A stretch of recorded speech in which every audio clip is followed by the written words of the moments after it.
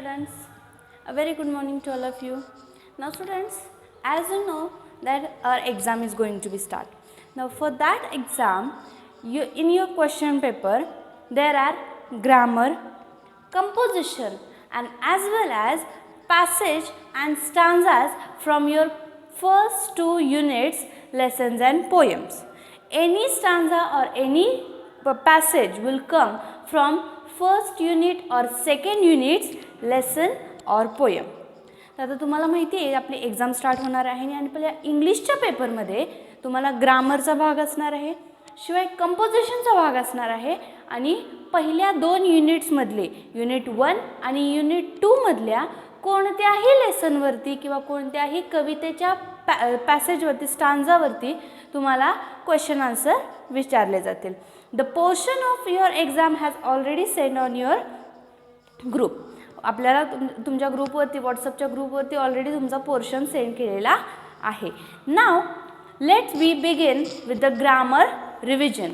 Some grammar question I will revise here, like that some grammar topics which are important or which we have seen from the beginning that we will revise. आपण पहिल्यापासून जे ग्रामरचे काही topics बघितले ते आपण थोडक्यात पुन्हा एकदा रिवाइज करूयात.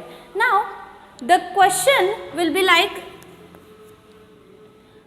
complete the words.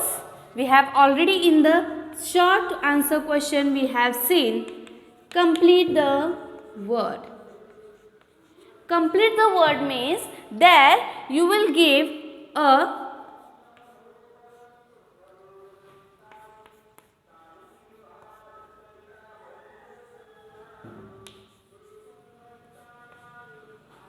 like that word you have to write or you have to complete.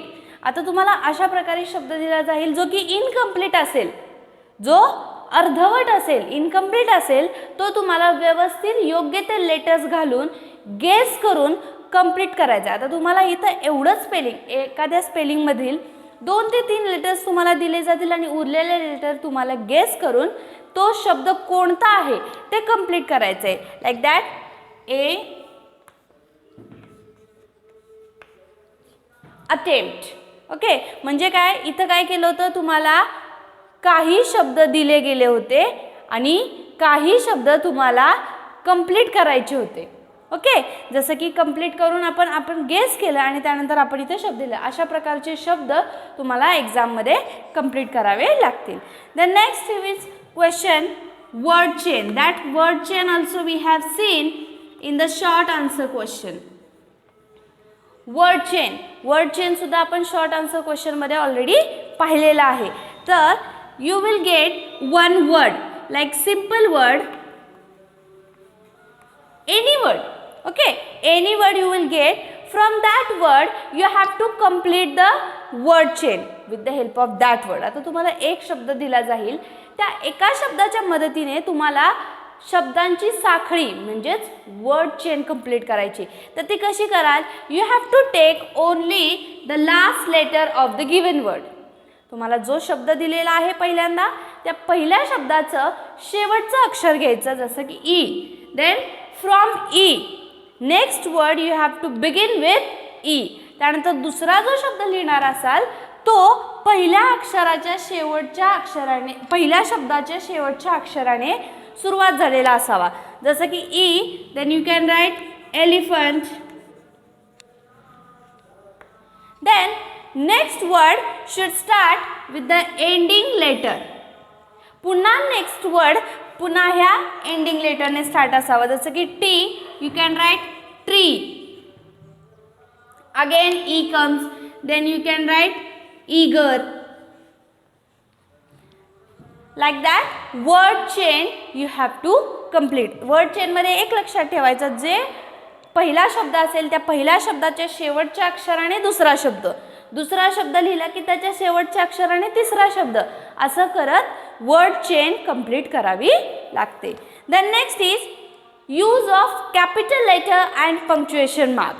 Use of proper capital letter and punctuation mark. Capital letter and punctuation mark. Like that you will get a sentence which is not containing the punctuation mark. तुम्हाला एखाद दुसरा sentence मिळेल ज्या सेंटेन्समध्ये punctuation marks use केलेले नसतील किंवा proper capital letter use केलेलं नसेल. मग त्यावेळी तुम्हाला बरोबर कॅपिटल लेटर कुठे आहे, कोणतं पंक्च्युएशन मार्क्स कुठे वापरायचं. Punctuation mark we have already seen. आपण ऑलरेडी पंक्च्युएशन मार्क्स बघितले आहेत. पंक्च्युएशन मार्क्स म्हणजे कोणते? Comma, double inverted comma, full stop, question mark, exclamatory mark, हे जे काय आहेत ते आहेत पंक्च्युएशन मार्क. मग हे पंक्च्युएशन मार्क आपण यूज ऑफ पंक्च्युएशन मार्क आणि कॅपिटल लेटर ऑलरेडी पाहिलेलं आहे. मग त्याप्रमाणे कॅपिटल लेटरचा जो काही कॅपिटल लेटर्स वापरायचे जे रूल आहेत, जसं की sentence should be begin with the capital letter. सेंटेन्सची सुरुवात ही कॅपिटल लेटरनी होते. Then I in the sentence always should be capital. एखाद्या सेंटेन्समध्ये आय हा सेपरेटली वर्ड जर आलेला असेल, जसं की for example I am coming, I will give to you, shall I come inside, मग त्याच्यामध्ये आलेला आय हा नेहमी कॅपिटल असावा. त्यानंतर वाक्य कंप्लीट झाल्यानंतर we have to give a full stop. When we complete the sentence then we have to give a full stop. When we are listing some words or some sentences then we have to give a comma. जर आपण एखाद्या सेंटेन्समध्ये 2 sentence add करत असो आणि तर किंवा 2 पेक्षा जास्त शब्द ॲड करत असो, लिस्ट करत असो शब्दांची, तर त्या ठिकाणी आपल्याला कॉमा देणं गरजेचं असतं. Then if there is a question then we have to add a question mark. If there is a exclamation then we have to add a exclamatory mark.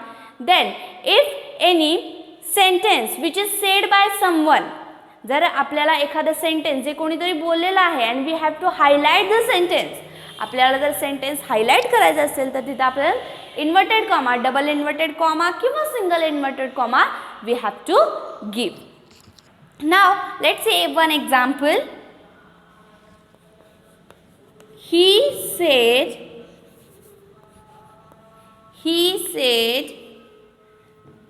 shall I go.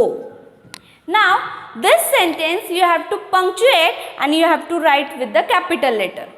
आता हे sentence तुम्हाला proper capital letter आणि proper punctuation marks वापरून लिहायचं आहे. So first rule of capital letter is first letter should be capital.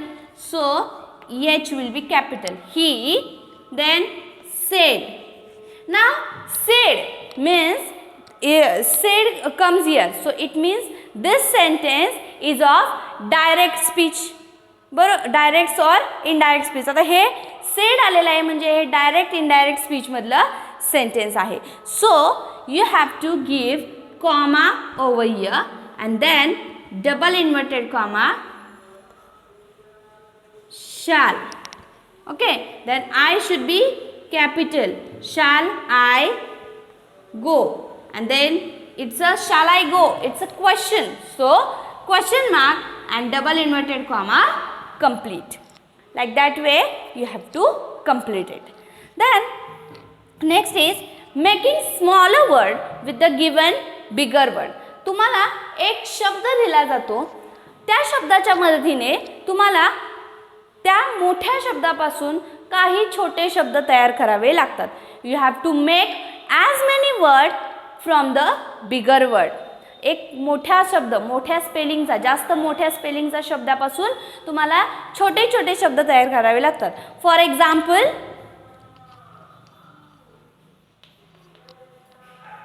Instalment. आता installment हा शब्द आहे, तर इन्स्टॉलमेंट पासून you can make stall, then install, then afterward you can make STATE state. बरोबर, म्हणजे एका शब्दापासून तुम्हाला असे कमीत कमी किंवा जास्तीत जास्त तुम्हाला जेवढे शब्द क्वेश्चन मध्ये मेन्शन केलेले असतील तेवढे शब्द तुम्हाला बनवावे लागतात. Then next question will be spot the error. Spot the error means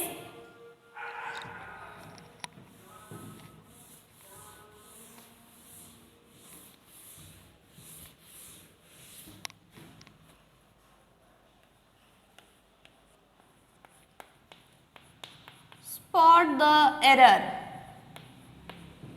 आता स्पॉट द एरर म्हणजे काय, एक सेंटेन्स दिलं जाईल ज्यामध्ये काही चुकीचं असेल ते तुम्हाला व्यवस्थित करून सेंटेन्स करेक्टली लिहायचा असतो.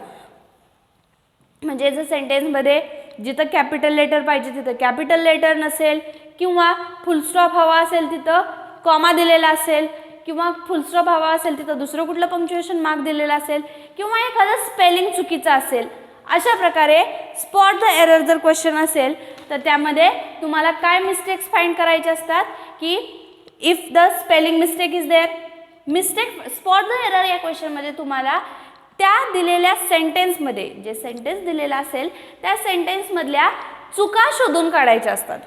मग त्यात स्पेलिंग मिस्टेक असू शकते, किंवा मिस्टेक ऑफ पंक्च्युएशन मार्क असू शकते, किंवा मिस्टेक ऑफ कॅपिटल लेटर असू शकते. मग ती मिस्टेक तुम्हाला फाइंड करायची असते. Then next is arrange the word with alphabetical order.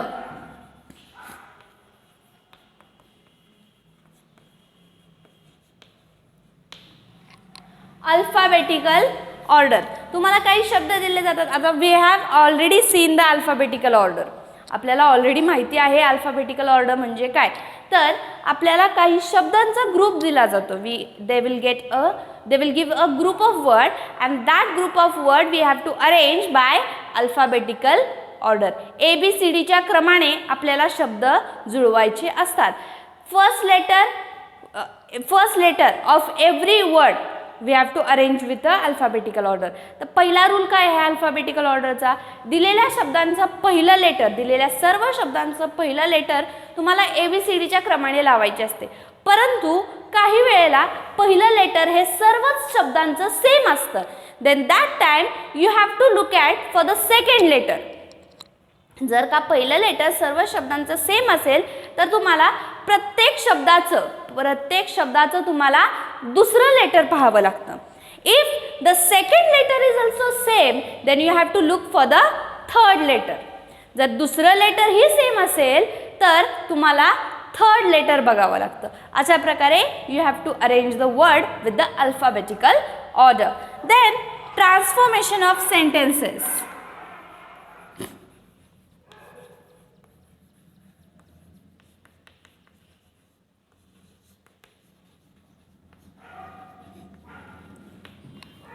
Transformation of sentences. You have to transform the affirmative sentence into negative sentence, or negative sentence into affirmative sentence, or sentence you have to transform into the WH question. तुम्हाला सेंटेन्सची बदली करावी लागते. जसे की affirmative sentence असेल, सकारात्मक वाक्य असेल, then you have to change that affirmative sentence into the negative sentence. मग आता ॲफर्मेटिव्ह सेंटेन्स आणि निगेटिव्ह सेंटेन्समध्ये करत असताना आपण ऑलरेडी पाहिलेलं आहे. When we have to change the affirmative into negative then we have to add no, not, like that word. तुम्हाला ज्यावेळेस ॲफर्मेटिव्हचं निगेटिव्ह करायचं असेल त्यावेळेस नकारात्मक शब्द जसं की नो, नॉट, नथिंग या प्रकारचे शब्द जेव्हा तुम्ही सेंटेन्समध्ये ॲड करता तेव्हा ते सेंटेन्स होतं निगेटिव्ह सेंटेन्स. आणि ज्यावेळेस निगेटिव्हचं ॲफर्मेटिव्हमध्ये करायचं असेल त्यावेळेस असे नकारात्मक शब्द नो, नॉट ते तुम्हाला काढून सेंटेन्स बनवावं लागतं. We have already seen the transformation of sentence. Transformation of sentence आपण ऑलरेडी पाहिलेलं आहे, कशा प्रकारे आपण सेंटेन्स ट्रान्सफॉर्म करू शकतो. Then tense. You have to learn properly the sentence structure of all the 12 tenses. जे काही काळाचे 12 प्रकार आहेत. काळाचे मेन प्रकार 3 आहेत.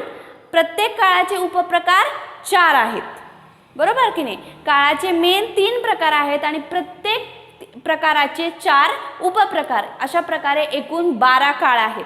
मग त्या 12 काळांचे व्यवस्थित सगळ्याचे सेंटेन्स स्ट्रक्चर लर्न करायचे. सेंटेन्स कशा प्रकारे असतात तो in the tenses question you will get a question that change the tense of following sentence by given the bracket, तुम्हाला ब्रॅकेटमध्ये टेन्स दिला जाईल, एखादा सिम्पल पास्ट टेन्स असेल, मग दॅट सिम्पल पास्ट टेन्समधल्या सेंटेन्सचं तुम्हाला इन ब्रॅकेटमध्ये दिलं जाईल की प्रेझेंट टेन्समध्ये रूपांतर करा.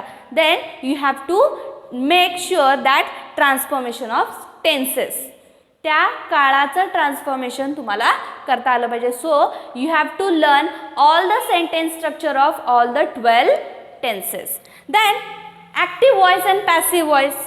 Active voice and passive voice also we have already seen. Active voice and passive voice. Then direct and indirect speech. Direct आणि इनडायरेक्ट स्पीच सुद्धा तुम्हाला एक्झामसाठी प्रिपरेशन करावी लागणार आहे. In the direct and indirect speech we have seen all the rules, how the sentence structure. Rules पाहायचे direct आणि indirect स्पीचचे किंवा सेंटेन्स स्ट्रक्चर डायरेक्ट आणि इनडायरेक्ट स्पीचमध्ये कशा प्रकारे असतं, that also you have to see. Then next is WH question. WH question, question should, WH question means what? Question should start with the WH word.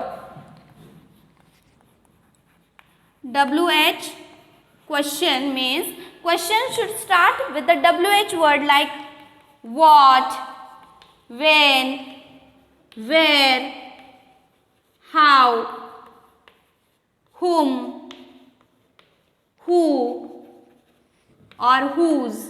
अशा प्रकारचे जे WH वर्ड आहेत, त्या WH वर्डनी जेव्हा तुमच्या प्रश्नाची सुरुवात होते तेव्हा त्या प्रश्नाला WH क्वेश्चन म्हणतात. मग तुम्हाला क्वेश्चन किंवा एखादा सेंटेन्स जेव्हा दिलं जाईल त्या सेंटेन्समधला एक पार्ट तुम्हाला त्या सेंटेन्समधला एक पार्ट डिसाईड करावा लागतो की जो तुमच्या क्वेश्चनचं आन्सर असणार आहे. मग त्या पार्टला तुम्ही क्वेश्चन विचारल्यानंतर ते आन्सर यायला हवं, म्हणून तुम्ही या WH वर्ड्सचा वापर करू शकता. In the WH question we have already seen that WH question always start with the WH word. WH question हा नेहमी WH वर्डनीच त्याची सुरुवात होते आणि एंड होतो तो क्वेश्चन मार्कने. Okay. Then next is homophones.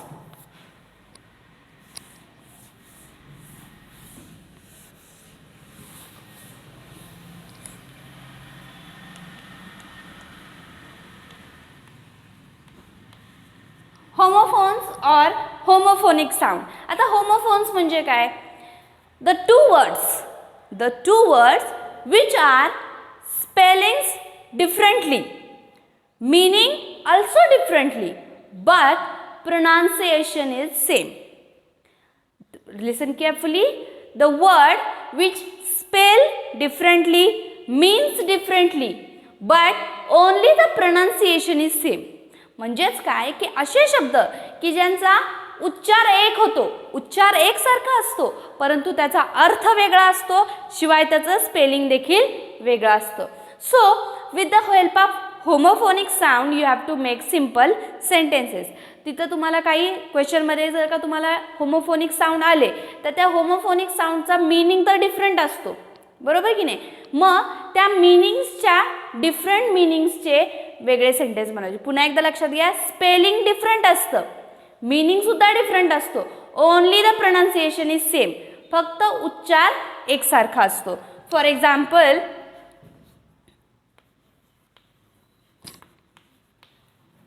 C और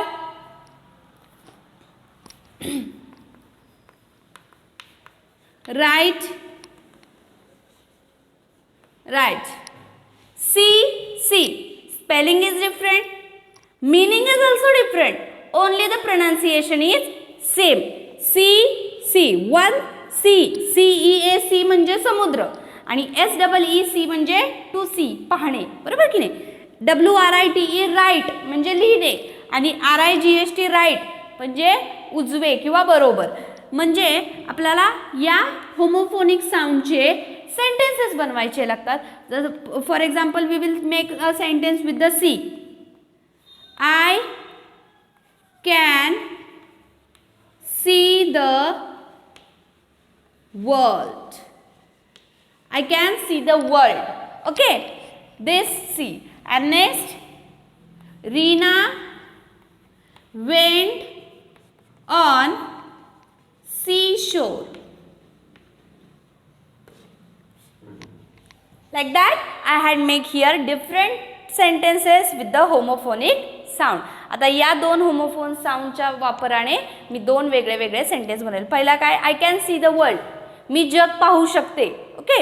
and Reena went on sea shore, Reena समुद्रकिनारी गेली. अशा प्रकारे you have to make a sentences. Then translation of sentence, translation of sentences म्हणजे तुम्हाला ट्रान्सलेट करावे लागतात sentence. If the sentences are given in the English, then that English sentences you have to translate into your mother tongue. म्हणजे तुम्हाला भाषांतर करावं लागतं. Mother tongue म्हणजे आपली मातृभाषा. मग आपली मातृभाषा आहे मराठी. म्हणजे तुम्हाला जर का इंग्लिशमध्ये काही सेंटेन्सेस दिले असतील तर आणि क्वेश्चन असेल translate the following sentences into your mother tongue, मातृभाषेमध्ये तुमच्या सेंटेन्सेस खालचे ट्रान्सलेट करा, भाषांतर करा. मग त्यावेळी तिथं तुम्हाला ते सेंटेन्स मराठीमध्ये ट्रान्सलेट करायचे असतात. Okay. Then sometimes some sentences they will give in a English. काही वेळेला तिथं इंग्लिशमध्ये सेंटेन्सेस असतात जे की तुम्हाला मराठीमध्ये ट्रान्सलेट करायचे असतात. And sometime they give a sentences in your mother tongue in Marathi. आणि काही वेळेला तिथं मराठीमध्ये सेंटेन्सेस असतात. That Marathi sentences you have to translate into English. आणि जर का तिथं मराठी सेंटेन्सेस असतील तर ते मराठी सेंटेन्स तुम्हाला इंग्लिशमध्ये ट्रान्सलेट करायचे असतात. आणि जर इंग्लिश असतील तर ते मराठीमध्ये. Sometime they will give a word also. काही वेळेला मराठी भाषांतर करण्यासाठी वर्ड दिले जातात, काही वेळेला सेंटेन्सेस दिले जातात. Then next is add question tag. आता add question tag we have also already seen. Add question tag म्हणजे जो क्वेश्चन एक सेंटेन्स दिला जाईल त्या सेंटेन्सचा तुम्हाला ॲड क्वेश्चन टॅग बनवायचं असतं. सेंटेन्स ॲज इट इज लिहायचं. Then rules are you have to write down the sentence as it is. Then you have to give comma after the sentence and which is the auxiliary in the sentence. That auxiliary with pronoun you have to write with question mark. Sentence मध्ये आलेले auxiliary verb आणि त्या auxiliary वर्बच्या सोबत सेंटेन्सचा suitable pronoun लिहायचं असतं. If the sentence is positive then question tag will be negative. If the sentence is negative then the question tag will be positive. Question tag already आपण पाहिलेला आहे. Then next is you have to write down the related word with help of wave diagram. With the help of wave diagram you have to write down the related word.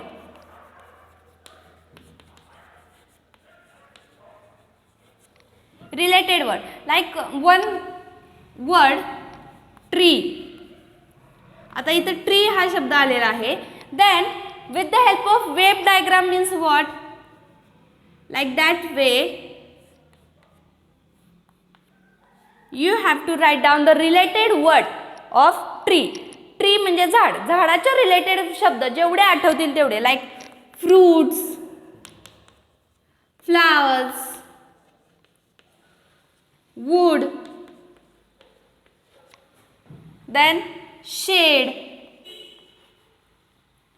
furniture. Like that you have to write down the word. Then suffix and prefix. What do you mean by suffix and prefix? Suffix and prefix we have already also seen. Suffix म्हणजे काय आणि prefix म्हणजे काय?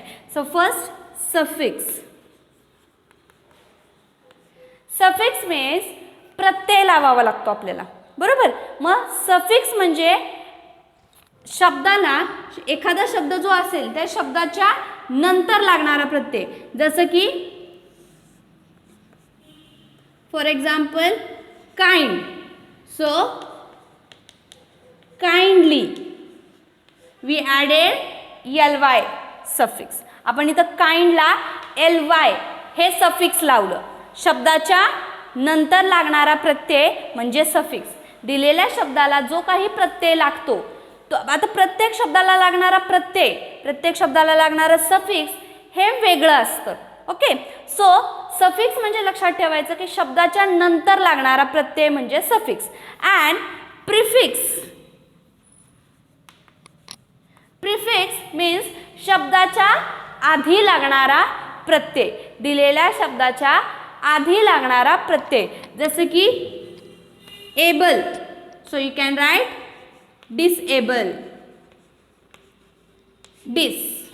We added the prefix डिस over here. Okay, prefix म्हणजे शब्दाच्या आधी लागणारा प्रत्यय आणि सफिक्स म्हणजे शब्दाच्या नंतर लागणारा प्रत्यय. Then verb.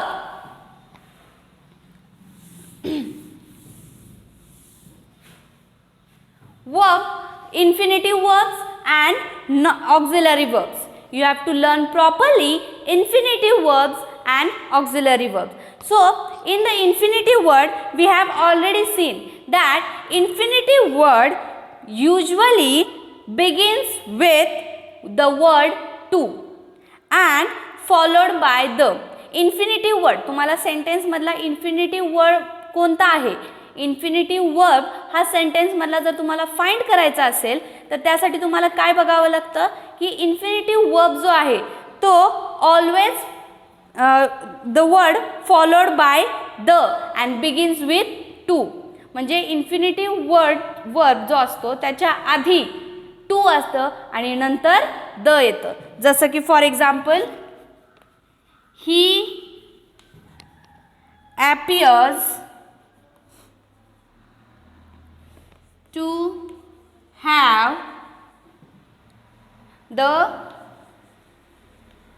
missiles. Now, have is an infinitive verb.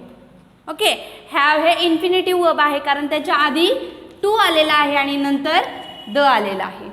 Okay, so have is infinitive verb. So you have to learn all the types of verb like auxiliary verb, infinitive verb, non-infinitive verb, that properly you have to learn it. Then next is rhyming word. You already know about the rhyming word. Rhyming word म्हणजे काय? यमक जुळणारे शब्द. So for example, beat, hit, cat, bat, flow, slow.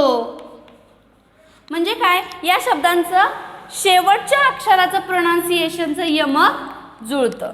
शेवटचे अक्षर प्रत्येक दोन्ही शब्दांचे शेवटच्या अक्षरांचं यमक जुळतं म्हणजेच rhyming words. Now rhyming words. Then opposite words also you have to learn opposite word. Then after that similar word, or for the similar word there are another word, synonyms. Similar वर्डसाठी दुसरा शब्द असाही वापरला जातो, synonyms. Synonyms म्हणजे similar word. You have to learn the similar word. You have, and from the beginning only I am telling you, learn the meanings.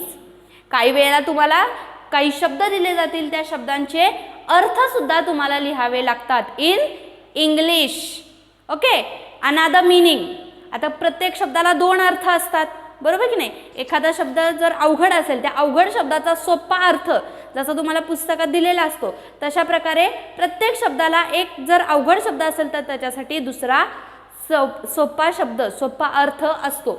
मग that meaning also you have to write. That meaning is only known as synonyms. आता meaning म्हणजे काय? त्या शब्दासाठी वापरला जाणारा दुसरा शब्द, म्हणजे त्या दोन्हीचा अर्थ सेम असतो, म्हणजेच त्याला काय म्हणतात? सिनॉम्स असं म्हणतात. Okay, then next is use of proper conjunction.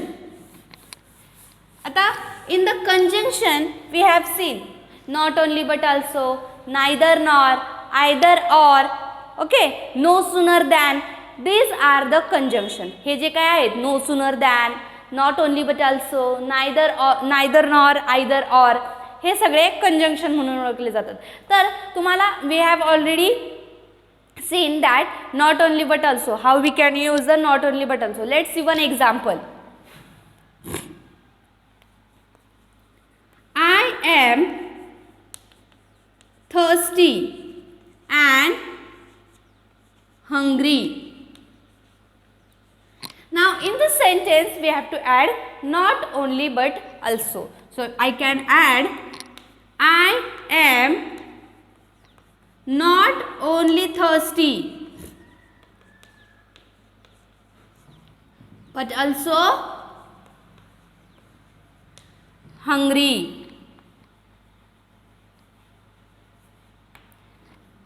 आता इथं मी काय केलं तर हे जे काही दोन नाउन फॉर्म आहेत थर्स्टी आणि हंग्री त्याच्या एका फॉर्मच्या आधी नॉट ओनली वापरलं आणि अँड काढून टाकलं. त्या अँडच्या जागेवरती बट ऑल्सो वापरून दुसरा नाउन फॉर्म लिहिला hungry and full stop. Like that way you have to add not only but also. Not only but also वापरत असताना वाक्यामध्ये दोन नाउन फॉर्म आलेले असतात. त्या दोन नाउन फॉर्म्सच्या एका नाउन फॉर्म्सच्या आधी नॉट ओनली आणि दुसऱ्या नाउन फॉर्म्सच्या आधी बट ऑल्सो वापरून ते दोन नाउन फॉर्म मेन्शन करावे लागतात. Then next is you have to learn properly the 5 verb forms.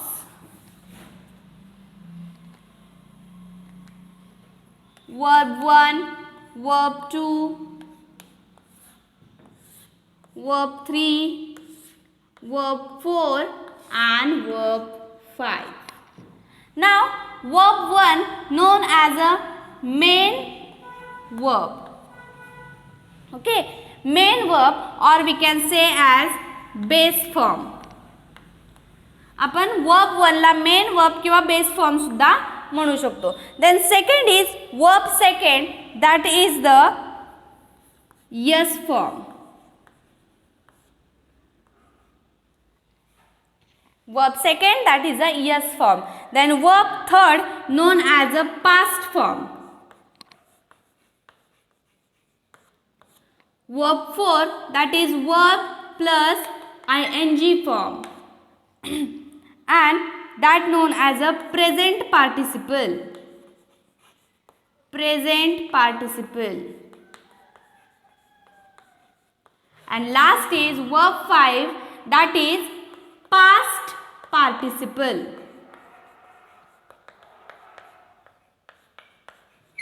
Verb 5 past participle कोणता असतो? क्रियापदाचं पाचवं रूप. Verb 5. Let's see one example. Give. आता गिव हे एक्झाम्पल आहे. गिव हा बेस फॉर्म आहे main form.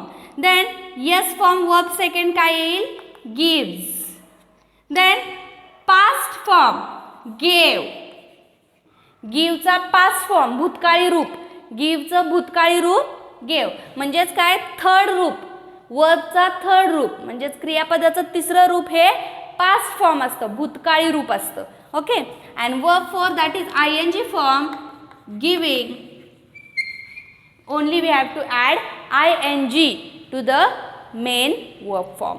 And then past participle given. Okay, now like that way you have to learn all the 5 forms of verb. पहिला form असतो जो base form main form. Second असतो तो S form आपल्याला add करावा लागतो. Yes add करावं लागतं. Then verb third past form जो की असतो भूतकाळी रूप. वर्ब 4 ing फॉर्म म्हणजेच प्रेझेंट पार्टिसिपल वर्तमानकाळी रूप. Past participle verb 5 given. Give gives gave giving given हे क्रियापदाचे 5 रूप आहेत किंवा 5 फॉर्म आहेत. Then phrase and clause. You have to make a sentence with the help of phrase and clause. तर the phrase and clause आपण already पाहिलेला आहे. फ्रेज अँड क्लॉज तुम्हाला एक अर्धवट वाक्य दिलं जाईल किंवा त्याला आपण फ्रेज म्हणू शकतो. मग त्या फ्रेजला तुम्हाला क्लॉज ॲड करून एक मीनिंगफुल सेंटेन्स बनवावं लागतो. You have to make a sentence by adding phrase and clause together. तुम्हाला फ्रेज आणि क्लॉज एकत्र करून सेंटेन्स बनवावं लागतं. But that sentence should be meaningful sentence. Then copy the sentence correctly or correctly. तुम्हाला काही सेंटेन्स दिले जातात ते सेंटेन्सेस तुम्हाला as it is copy down करायचे असतात. By copying the sentences or when you are copying the sentences that time keep in mind your handwriting should be neat and clean. ज्यावेळी तुम्ही सेंटेन्स कॉपी करा असा शब्द असा प्रश्न असतो त्यावेळी त्याचं इंटेन्शन काय असतं की तुमची नजर किती तीक्ष्ण आहे, एखादं स्पेलिंग तुमच्याकडून राहत तर नाही आहे ना, एखादं स्पेलिंग चुकत नाही आहे ना, पंक्च्युएशन मार्क्स व्यवस्थित लिहिताय का, किंवा एखादं स्पेलिंग ड्रॉप तर होत नाही आहे ना, आणि तुमचं हँडरायटिंग कसं आहे, तुमचं handwriting, your handwriting should be neat and clean while you are copying the sentences. All the punctuation mark which are already used in a sentence, that punctuation mark you should copy correctly. जे काही सेंटेन्समध्ये copy करण्यासाठी दिलेल्या सेंटेन्समध्ये जे punctuation marks असतील ते व्यवस्थित तुम्हाला copy down करावे लागतात. While writing the grammar, you have to make sure that your writing is good and use of proper punctuation mark, proper handwriting, and you should learn properly rules of all the grammar. Now आता आपण portion तर already मी तुम्हाला ग्रुपवरती पाठवलेला आहे. आज आपण revision ही देखील घेतलेली आहे. मी तुम्हाला या रिव्हिजनच्या बेसवरती काही नोट्स देखील पाठवीन. Read the notes carefully, listen the video carefully, and learn and prepare for exam. All the best. Thank you.